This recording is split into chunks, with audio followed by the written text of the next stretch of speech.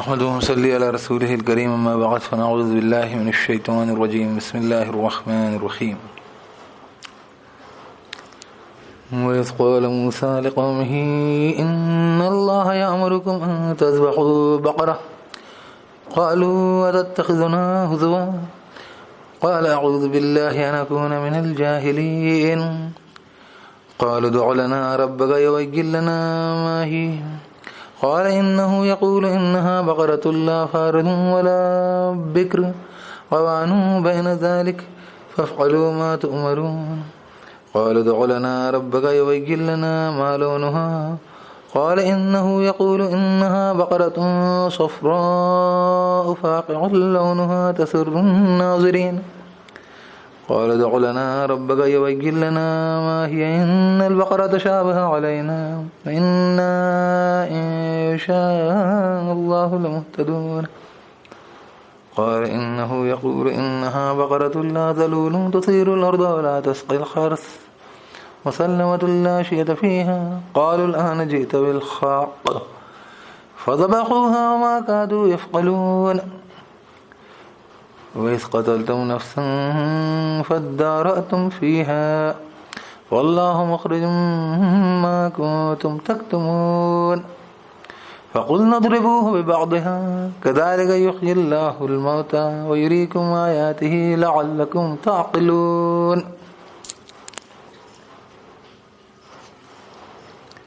لا يكلف الله نفسا إلا وسعها لها ما كسبت وعليها ما اكتسبت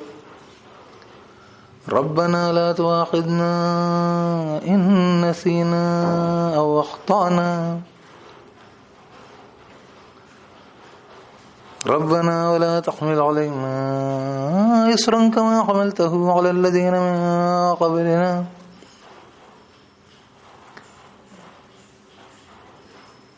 ربنا ولا تحملنا ما لا طاقة لنا به واعف عنا واغفر لنا وارحمنا أنت مولانا فانصرنا على القوم الكافرين آمين رب اشرح لي صدري ويسر لي أمري واحلل عقدة من لساني يفقهوا قولي اللهم ربنا ألهمنا رشدنا وأعذنا من شرور أنفسنا ومن سيئات أعمالنا من يهد الله فلا مضل له ومن يضلل فلا هادي له ونشهد أن لا إله إلا الله وحده لا شريك له ونشهد أن محمدا عبده ورسوله صلى الله عليه وآله وسلم وعلى أصحابه أجمعين وبارك وسلم تسليما كثيرا كثيرا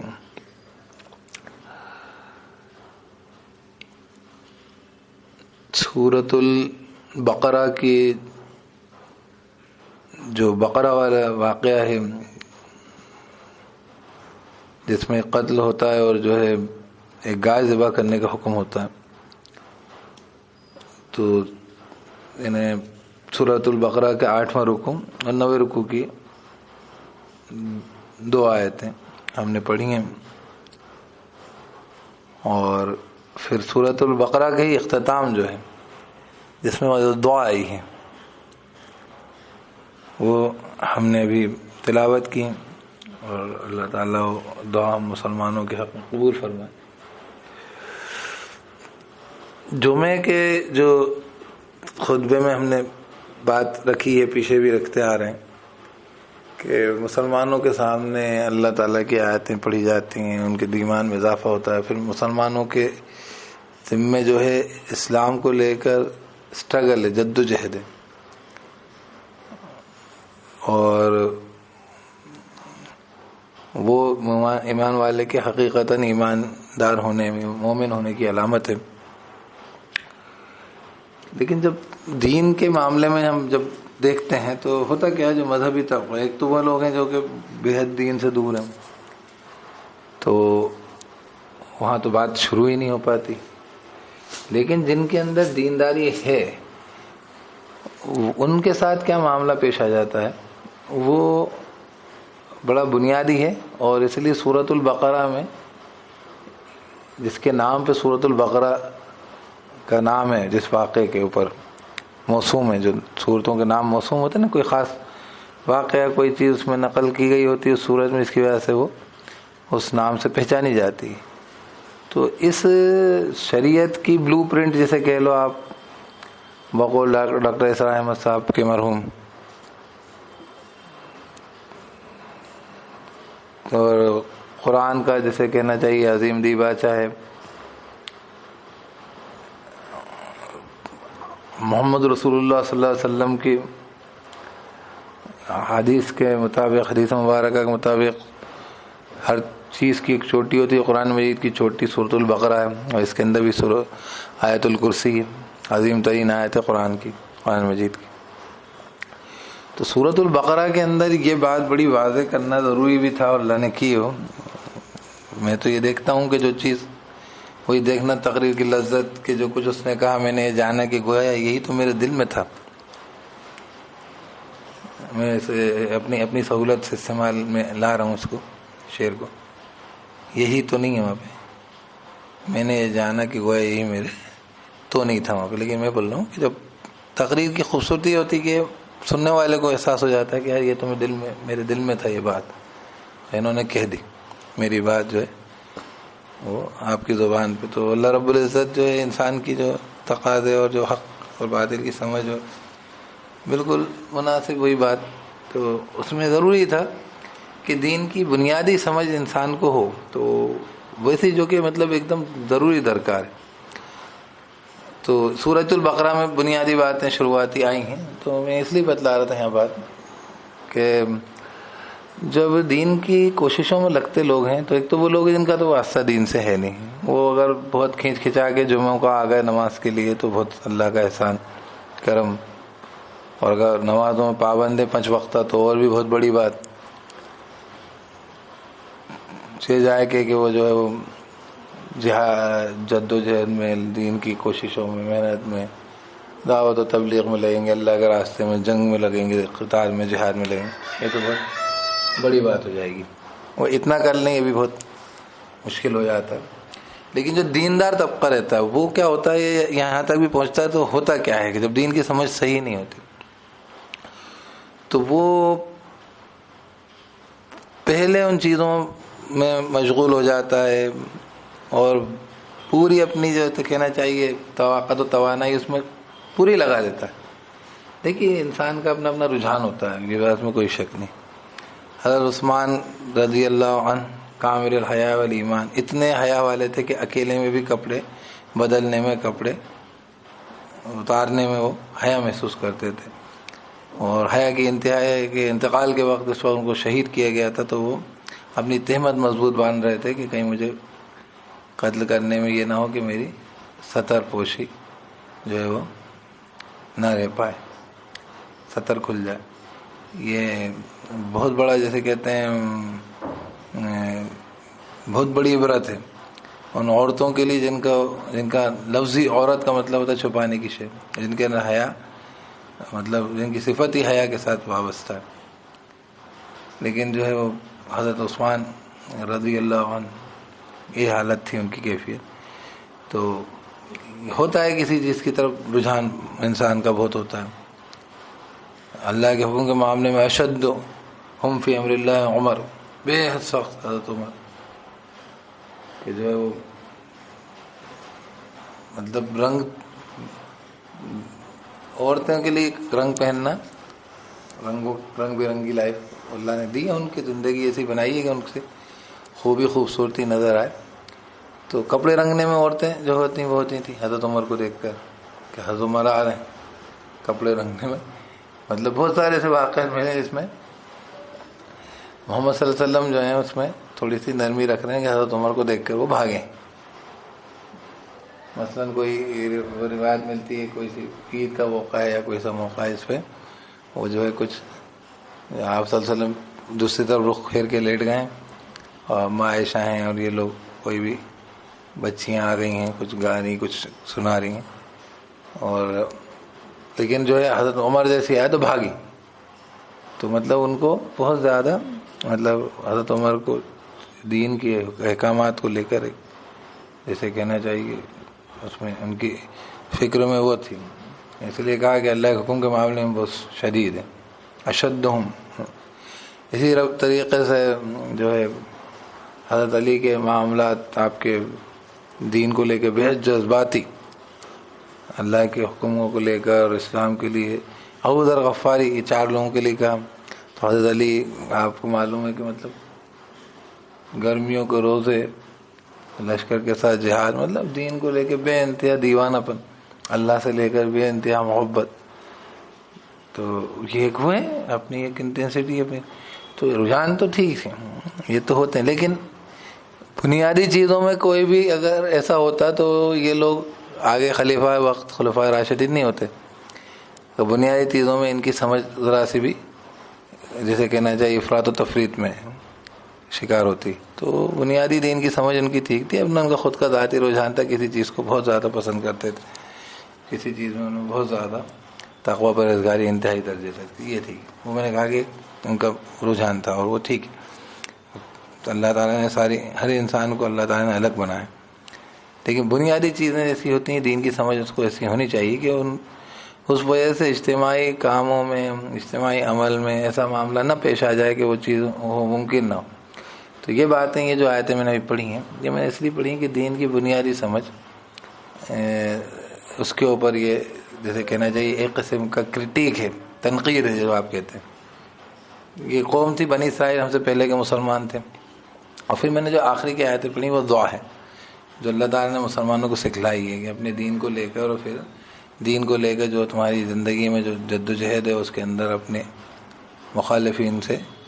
جو تمہارا مقابلہ ہے اس میں اللہ سے مدد چاہو اور اس طور پہ مدد چاہو، یہ ترکیب ہے تمہاری،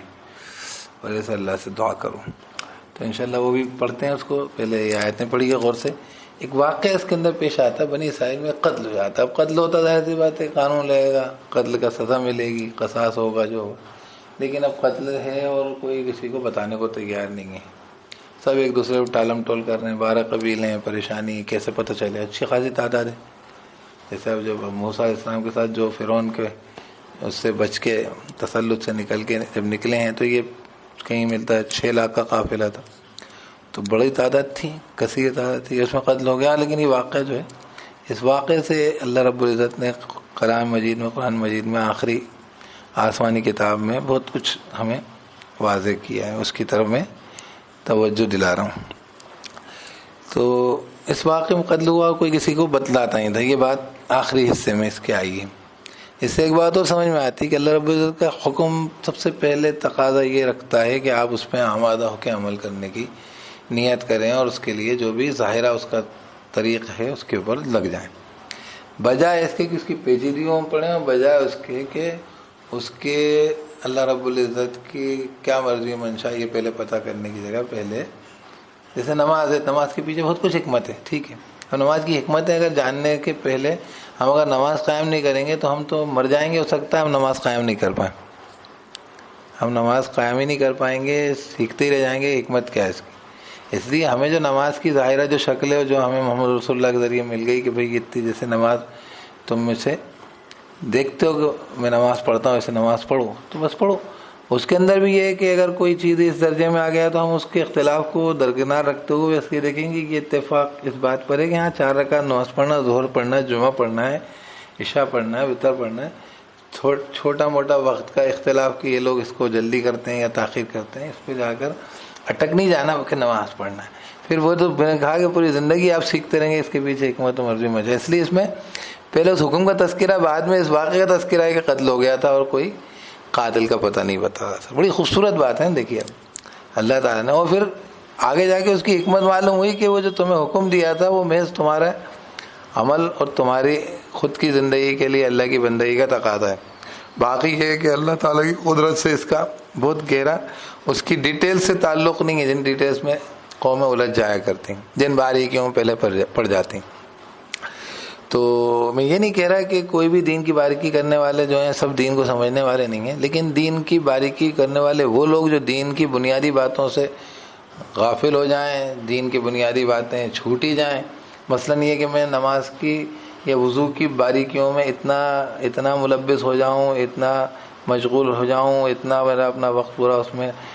ختم ہو جائے کہ میری نماز کا وقت جاتا رہے، تو پھر معاملہ بڑا خطرناک ہو جائے گا. یا فرض کیجئے کہ کسی ایک اسلام کے حکم کی ڈیٹیلز میں جانے کی وجہ سے، مثلا نماز ہے یا روزہ ہے یا پردہ ہے یا کچھ، اس کی وجہ سے دوسرا حکم بالکل ساقط ہو جائے، میں اس کی طرف متوجہ نہ ہو پاؤں. مثلا ہم جو ہے دین کے بارے میں اس طریقے سے بحث مباحثے میں اور جو ہے مسلمانوں کے بیچ میں اختلافات میں جو ہے مبتلا ہو جائیں مسلمان، کہ وہ جو ہے دین کے بڑے تقاضے اور مسلمانوں کی اجتماعی جدوجہد وہ ہو نہیں پائے، کیونکہ لوگ ایک دوسرے سے انہی معاملات میں جو ہے الجھتے رہ جائیں اور ان کے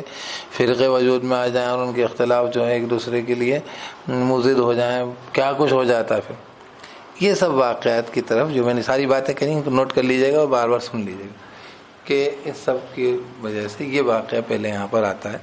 اور بڑی جس طریقے کی ایک اپروچ ہوتی ہے وہ اپروچ اس میں بیان کی گئی ہے جو ہو جاتی ہے، اور میرے خیال سے یہ کہ یہ اچھی مناسب اپروچ نہیں، اللہ نے اس کو پسند نہیں کیا، بلکہ وہ کہا ہے کہ یہ کرنے والے لوگوں کا کام نہیں، عمل کرنے والوں کا طریقہ کار نہیں ہے. تو سنیے اس کو انشاءاللہ، اور مختصر میں رکھیں گے آج کا یہ، اور پھر کبھی بھی اس کے اوپر گفتگو کریں گے. بہت خوبصورت ہے، اور یہ شریعت ہماری کیا ہے اور دین کیا ہے، اور پھر تاکہ یہ ہم جس کو بنیادی طور پہ سمجھیں. ورنہ ایسی قوم جو بنی اسرائیل جس کے بارے میں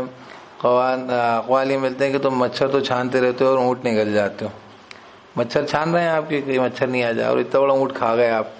کوئی چھوٹی چھوٹی باریک باتوں میں آپ بحث کر رہے ہیں، یہ حلال ہے حرام ہے، یا یہ مکروہ ہے، یا یہ جو ہے مستحب ہے، اور اس کی جگہ جو ہے سود کی حرمت ہے. اس کے بعد پورے مسلمان امت کے اندر کوئی ترکیب ہی نہیں نکل رہی کہ سود سے پورے مسلمانوں میں کہیں پہ کوئی اختلاف نہیں ہے. مسلمان امت میں شیعہ سنی میں اختلاف نہیں ہے، لیکن وہ سود کی لعنت سے اور بینکنگ کے سسٹم سے کیسے نکالا جائے، یا اس کے لیے ہم اپنا الٹرنیٹ کیا کچھ کر جائیں کہ ایمان والے مسلمان اس سے بچ جائیں. تو بنیادی بات ہے کہ وہ مچھر چھانتے رہ جانا اور اونٹ نگل جانا، یہ ہماری حالت ہوتی لگ گئی ہے، اور اس لیے یہ بات یہاں پہ توجہ قابل ہے. چلیے کیا ہوا. موسیٰ علیہ السلام نے کہا وَإِذْ قَالَ مُوسَىٰ لِقَوْمِهِ إِنَّ اللَّهَ يَأْمُرُكُمْ أَن تَذْبَحُوا بَقَرَةً. حضرت موسیٰ علیہ السلام نے کہا کہ اللہ تمہیں حکم دے رہا ہے کہ تم ایک گائے ذبح کرو. کہنے لگے کہ ہم سے مذاق کر رہے ہیں آپ. اچھا قرآن میں تو لکھا ہی نہیں، کیوں کرا؟ ان کے سامنے تو وجہ معلوم تھی ان کو کہ وہ قتل ہو گیا تھا، قاتل کا پتہ نہیں تھا. کہنے لگے ہم سے مذاق کر رہے ہیں. دیکھیے دین کی باتوں کو لے کے مذاق میں لینا، سنجیدہ نہ لینا، یہ پہلی اسٹیپ ہے مسلمانوں کے بگاڑ کی. تو دین کے اندر جو حکم اس کو سنجیدہ لیں کہ اللہ کا حکم ہے اور اس کے اوپر عمل کرنا ہے. آپ کی سمجھ میں آئے یا نہیں آئے کہ اس سے یہ کام ہوگا، کیسے ہوگا، کیسے جو ہے سلام کو عام کرنے سے جو ہے مسلمانوں میں محبت پیدا ہوگی، کریے آپ تو کریے. ایک مثال کے طور پر بات کروں کہ آپ صلی اللہ علیہ وسلم فرمایا کہ سلام کو عام کرنے سے مسلمان محبت پیدا ہوگی، تو سلام کو عام کریے. آپ اس کے اندر انتظار مت کریے یا اس کے بارے میں اس کی حکمت جاننے کی مت کوشش کریے، بلکہ سلام کو عام کیجیے. کیا کہہ رہے ہیں؟ کہنے قالوا اتتخذنا ہزوا، کہنے لگے ہم سے ہنسی کر رہے. قال اعوذ باللہ ان اکون من الجاہلین. حضرت موسیٰ علیہ السلام نے کہا کہ یہ جاہلوں کا کام، میں اللہ کی پناہ میں آتا ہوں کہ میں جاہلوں میں سو جاؤں، کہ مطلب دین کو مذاق کا موضوع بناؤں یا دین کے ذریعے مذاق ہنسی کا کوئی طریقہ مشغلہ کروں. کہنے لگے اب وہ وہاں سے شروع ہوئی بات. پہلی بات تو وہ دین کو لے کے سیریس نہیں تھے. پھر قالوا ادع لنا ربک یبین لنا ما ہی، کہنے لگے کہ دعا کر ہمارے لیے تیرے رب سے کہ وہ واضح کرے کہ وہ گائے کیسی ہے. اب ظاہر سی بات ہے اللہ کو تو معلوم ہے، تم کہہ رہے ہو کیسی ہے، تو ایسی گائے چلو کرو. اب اس کے بارے میں اپن دوبارہ بات کریں گے. قال انه يقول انها بقرة لا فارض ولا بكر قوان بين ذلك فافعلوا ما تؤمرون. کہا کہ بے شک وہ اللہ کہتا ہے کہ بے شک وہ گائے جو ہے وہ نہیں تو بوڑھی ہے اور نہ بچھیا ہے، مطلب بالکل بچڑی جو ہوتی، اور درمیانی ہے، اس کے بیچ عمر کی ہے. تو کرو جو تمہیں حکم ہو رہا ہے، حکم کو پورا کرو، باریکیاں کیوں نکالنے بیٹھ گئے تم؟ سب سے پہلے یہ کیا ہے. قالوا ادع لنا ربک یبین لنا ما لونها، کہنے لگے دعا کر ہمارے لیے تیرے رب سے وہ واضح کرے ہمارے لیے کہ رنگ کیسا ہے اس کا. ارے بھائی ٹھیک ہے، اب اللہ تعالیٰ سے پوچھ رہے ہیں تو اللہ تعالیٰ اور بتا دے گا یہ کر لو. ہم اگر بکرا کی اس طریقے سے رنگ اور روپ اور پوچھنے لگ جاتے تو ہمارے لیے قربانی کرنا آسان ہوتا. قال انه يقول انها بقرة صفراء فاقع لونها تسر الناظرین. کہنے لگے کہ بے شک وہ کہتا ہے کہ بے شک وہ گائے جو ہے زرد رنگ کی ہے، چمکدار ہے رنگ اس کا، مسرت خوشنما لگتا ہے دیکھنے والوں کو، ہے نا، دیکھنے والوں کو خوشنما ہے، دیکھنے والوں کو خوشی دینے والا، اچھا لگتا ہے. اب بن لگے اب زرد رنگ کی رائے نہ بوڑھی ہے نہ بچی ہے اور چمکدار رنگ ہے. قالوا ادع لنا ربک یبین لنا ما ہی ان البقرة تشابه علینا. وَإِنَّا إِن شَاءَ اللَّهُ لَمُهْتَدُونَ. کہنے لگے دعا کر ہمارے لیے تیرے رب سے وہ واضح کرے ہمارے لیے وہ کیسی ہے. بے شک جو ہے وہ گائے جو ہے بڑی متشابہ ہو گئی, ہم پر تو مل نہیں رہی, مطلب سمجھ میں ہی نہیں آ رہی. وہ بولنے لگے بے شک ہمیں اگر اللہ نے چاہا لازماً ہدایت پا جائیں گے. یہاں پہ ان سے انشاءاللہ لگ گیا, اور اس میں نے کہا کہ اگر اللہ نے چاہا تو انہوں نے کم سے کم ادھر اتنا اقرار کر دیا کہ اللہ کی مرضی ہو گئی تو مل جائے گی. کتنی مشکل گائے, تو اس لیے ان کو گائے مل گئی, ورنہ وہ ملنے والا کام انہوں نے نہیں کیا تھا, انہوں نے کرنے والا کام نہیں کیا تھا. یہ آگے کی آیتوں میں اللہ پاک فرماتے ہیں, آگے کی آیت میں آ جائے گا. خیر انہوں نے پھر پوچھ لیا مطلب کہ کیسی ہے گائے, اور ہم انشاءاللہ ڈھونڈ لیں گے. مطلب ایک تو ان کے دل کی بات نکلی کہ کہیں ایسا نہیں ہو تم سمجھو کہ ہم بلا وجہ باریکیاں کرے جا رہے ہیں, پوچھے جا رہے ہیں, سوال پوچھے جا رہے ہیں, عمل کرنے کا نیت ہماری نہیں ہے. تو وہ ایک چور نے دل سے آواز نکلوائی, اور پھر انشاءاللہ انہوں نے کہہ دیا کہ انشاءاللہ مل جائے گی. مطلب ایسا میں سمجھیے کریں گے ہی نہیں ہم,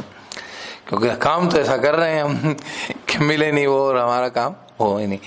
تو شریعت کے اندر یہ والی باتیں جو ہیں یہ ہیں کہ باریکیوں کو پہلے رکھ دیتے ہیں لوگ, اور پھر کیا ہوتا ہے کہ وہ کام ہو ہی نہیں پاتے. اور بسا اوقات کئی چیزوں میں ایک کام میں ہی آپ missing the forest for the trees کر لے جاتے ہو, پورا جنگل آپ کے آنکھ سے ہو جاتا ہے, ایک پیڑ اس کی باریکیوں میں, کسی ایک بات اس کی باریکیوں کو لے کے اس قدر مشغول ہوتے ہیں کہ دوسرے سارے کام آپ کے چھوٹ جاتے ہیں اور آپ کر ہی نہیں پاتے. تو یہ سارا معاملہ دین کے ساتھ ہو رہا ہے. خیر بہرحال پھر وہ کہتے ہیں کہ جب بولتے ہیں کیسی ہوگا, ہمیں متشابہ لگ رہی, مطلب کنفیوزنگ لگ رہی, ہم انشاءاللہ ڈھونڈ. قال انه يقول انها بقرة لا ذلول تثير الارض ولا تسقي الارض مسلمة لا شية فيها. کہنے لگے کہ بے شک آپ کو تو اللہ کو تو کسی بھی چیز کے بارے میں حکم دے رہا ہے, وہ تو اس کے کوئی حکم سے کوئی معاملہ ایسا معاملہ نہیں بنے گا کہ وہ جو ہے وہ اللہ تعالیٰ کو معلوم نہیں ہے. تم جو چاہ رہے ہو اس کے اندر تم اور باریکیاں ڈیٹیلنگ چاہ رہے ہو تو یہ کر لو, ایسی کر کے لے اور اچھی لاؤ, یہ لاؤ. کہنے لگا بے شک وہ کہتا ہے بے شک وہ گائے نہ تو ذلول محنت کرتی ہے کہ تثیر الارض زمین کو جوتتی ہو, ہے نا, ولا تسقی الحرث, نہ جو پانی دیتی کھیتی کو, مسلمۃ بالکل صحیح سلامت, لا شیۃ فیہا, اس میں کوئی داغ بھی نہیں. اب اور مشکل ہو گئی, نہ کھیتی کو پانی دیتی ہو, نہ زمین میں ہل جوتنے میں لگائی جاتی ہو, یا بیل ہو, دونوں باتیں یہاں پر آ جاتی ہیں. اس لیے کئی لوگوں نے بیل پہ ترجمہ کر دیا اس کو, حالانکہ بقرتن جو ہے بقرتن تو الفاظ سے جو سیدھے گائے آ جاتا ہے, لیکن نیوٹا جینڈر بھی چل جاتا ہے. تو کوئی بیل کا ترجمہ بھی کرے, ایشو وہ ہے ہی نہیں, گائے ہو چاہے بیل ہو, ان کا مدعا یہ تھا کہ کرو اللہ کا حکم پورا کرو. لا تسقی الارض, نہ تو جو ہے وہ زمین کو جوتتی ہے, نہ کھیتی کو پانی دیتی ہے. مسلمۃ لا شیۃ فیہا, کہنے لگے صحیح سلامت ہے, نہیں ہے داغ. اب ان کو لگا کہ تو جواب آتے جا رہا, گائے ڈھونڈنا مشکل سے مشکل ہوتی جا رہی. کہنے قالوا الآن جئت بالحق, کہنے لگے ہاں اب آپ لے آئے ہیں بالکل حق بات. فذبحوها وما كادوا يفعلون, تو انہوں نے اس کو ذبح کیا اور وہ لگتے نہیں تھے کرنے والے. غرض یہ کہ دین کے اندر عمل کرنے والے لوگ ایسی باریکیوں میں پہلے نہ پڑتے ہیں بلکہ عمل کرتے ہیں. اب آگے بات سنیے, اللہ تعالیٰ نے اس کی حکمت اب بیان کری کیوں کرا تھا یہاں قرآن میں. ان کو تو خیر ان سے تو معلوم تھی ان کے سامنے کہ اللہ کیوں کہہ رہا ہے, اور وہ عمل کرنے میں اس طریقے کی پیچیدگیاں کر رہے تھے. لیکن ہمیں جو دین سمجھایا جا رہا ہے اس میں یہ بات بھی سمجھائی جا رہی کہ اگر حکم آیا تھا تو پہلے حکم امپورٹنٹ ہے, پھر اس کے پیچھے اس کی وجہ سبب, وہ سبب اللہ تعالیٰ دے. کئی چیزوں کے تو ہم واقعی جان ہی نہیں سکتے کیوں کر رہے ہیں, لیکن اللہ تعالیٰ کا حکم ہے, اس کے اوپر عمل کرنے لگ جائیں. پھر انشاءاللہ ہم یہ بھی پڑھ چکے ہیں کہ حکمت جو ہے وہ کیسے اللہ تعالیٰ من یؤتی الحکمت فقد اوتی خیرا کثیرا, حکمت اللہ عطا کرتا. لیکن حکم جو ہے فوری طور پر, اس کے اندر بھی اس کی باریکیوں میں نہ جاتے ہو, پہلے فوری اس پہ عمل کرنے لگ جائیں. تو خیر کیا ہوا, وَإِذْ قَتَلْتُمْ نَفْسًا فَادَّارَأْتُمْ فِيهَا, اور جب تم نے قتل کر دیا تھا ایک جان کو تو ٹالم ٹول کرنے لگے تم اس کے معاملے میں, قتل میں. واللہ مخرج ما کنتم تکتمون, اللہ نکالنے والا تھا جو تم چھپاتے تھے نا. قاتل کو تم چھپا رہے تھے, اس کا پتہ نہیں بتا رہے تھے, اللہ کو نکالنا تھا. اور دوسرا تمہارے اندر دین کو لے کر یہ سب جہالتیں تھیں, مذاق سمجھ رہے ہو حکم کو. پھر یہ کہ دے باریکیاں پوچھے جا رہا ہو, عمل کرنے کی جگہ جو ہے تم عمل کرنے کی جگہ دین کو اندر پیچیدگیاں ڈھونڈ رہے ہو. آپ صلی اللہ علیہ وسلم نے فرمایا دین یسر, دین آسان ہے, دین میں پیچیدگیاں مت پیدا کرو. مطلب جو دین آپ کو ہے نہیں جس کے اندر جو پیچیدگیاں اپنی طرف سے مت کریٹ کرو. یہ بھی آپ صلی اللہ علیہ وسلم نے, ہے نا, آپ صلی اللہ علیہ وسلم نے کما قال رسول اللہ صلی اللہ علیہ وسلم جو بتایا. تو خیر یہاں پہ وہ کہتے ہیں کہ اللہ تعالیٰ نکالنے والا جو تم چھپاتے تھے. خیر فقلنا اضربوها, وہ گائے انہوں نے مل گئی ان کو کیونکہ انشاءاللہ کہا تھا. فقلنا اضربوه ببعضها, تو ہم نے کہا کہ ضرب لگاؤ, مارو اس کو, اس گائے کو ذبح کیا, گائے کا ایک ٹکڑا لیا اور اضربوه ببعضها, ضرب لگائے اس مردے کو. مردہ جو تھا وہ اس کو انہوں نے بولا اس کو مارو ببعضها, اس کے بعض ٹکڑے سے, بعض حصے سے. کس کے بعض, گائے کے حصے سے. اب دیکھیے گائے بھی ذبح ہو گئی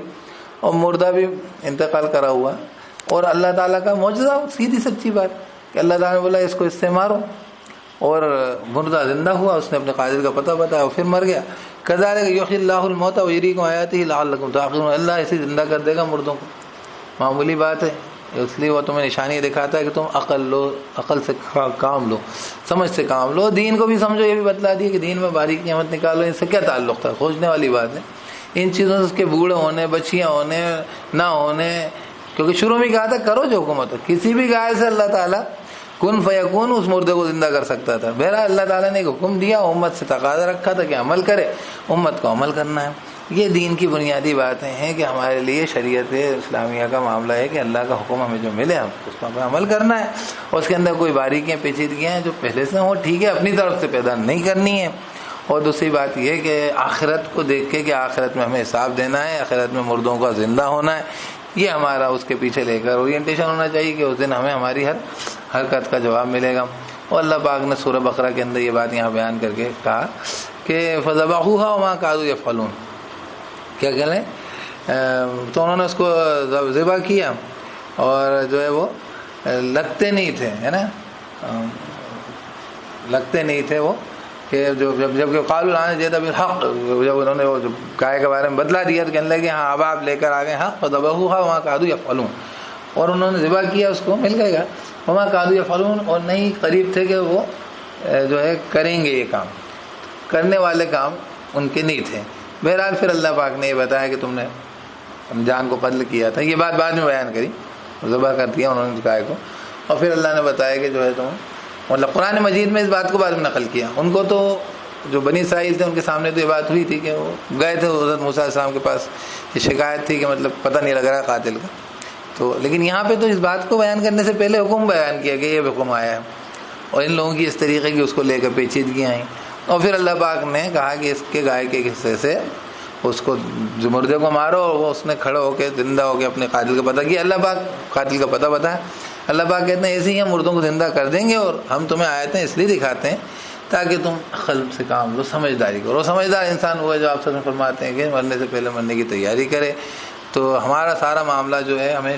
آخرت کے اندر ہمارے لیے آخرت کی تیاری کا ہے، اس کے لیے ہمیں سب کرنا ہے معاملہ، انشاءاللہ کریں گے۔